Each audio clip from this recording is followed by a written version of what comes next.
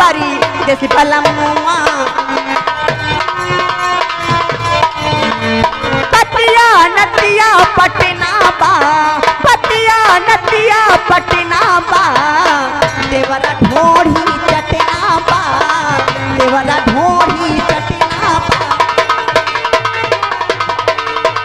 Hello hello, ये आगे राम लखन भाई साहब ठकुरानपुरवा निवासी हैं जी। मान ले घर मालिक साहब को 100 रुपए का व्यवहार दे रहे हैं पार्टी की ओर से, धन्यवाद।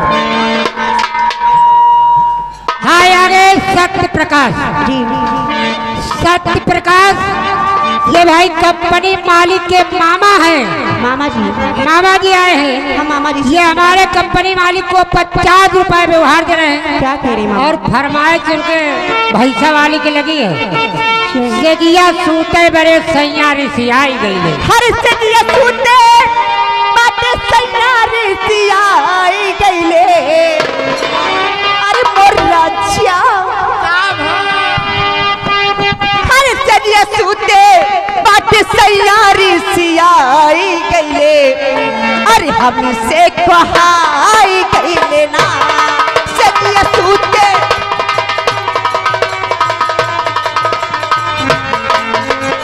हेलो हाँ आगे ये भैया